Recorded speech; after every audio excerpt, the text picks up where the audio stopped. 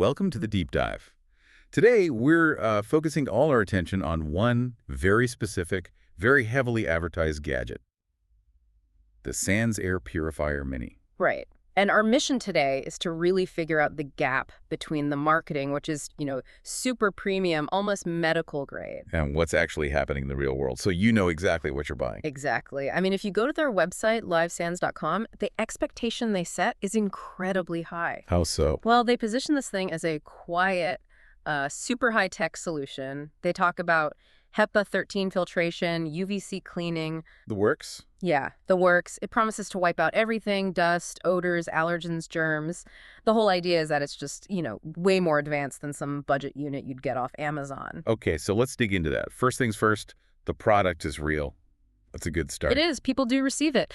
And to be fair, we did find some positive reports. There's an above-average rating on one platform, and some users really do claim it helped with their allergies. So it does something. Some people feel it made the room fresher, that sort of thing. For sure. So there is evidence of, let's say, functionality. But, and this is where it gets really interesting, when you move away from their own site and look at outside forums like Reddit's air purifier communities, the skepticism is, well, you can really feel it. What are they saying over there? The main thing is that the brand seems to rely very heavily on advertising and what they call influencer-style marketing. And the big criticism there is that the performance just doesn't justify the high price tag, right? Exactly. That's the consensus. The performance isn't seen as dramatically better than purifiers that cost a lot less. So people are just calling it overpriced. Because you're paying for hype, not necessarily for better output or filter life. That's the claim. So now we have these two conflicting data points. On one hand, you have some users saying it helped their allergies. And on the other, you have entire communities calling it a hyped-up, overpriced unit. It makes you wonder.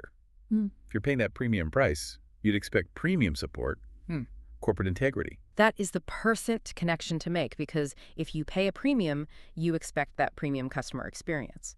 And when we looked into the company itself, that's where the whole thing it dissolves. And this is the biggest red flag we found. It's a huge one. The Better Business Bureau report.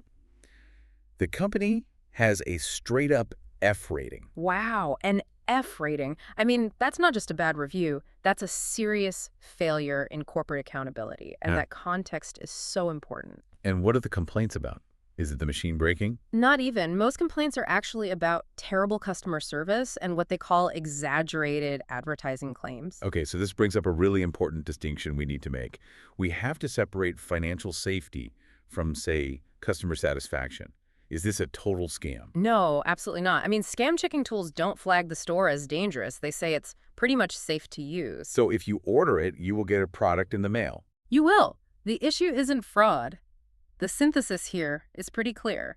It's not a scam, but the marketing claims are way more dramatic than the real-world performance. And, well, the customer service track record is undeniably poor. So, to sum it all up, what does this mean for you, the listener? I think the core takeaway is that the product is functional for some, but you have to seriously limit the high expectations set by all that marketing. You're paying a premium price for performance that cheaper units might just match. And you're taking on a pretty significant risk by dealing with a company that has an F rating for support. Which leaves us with a final provocative thought for you to consider.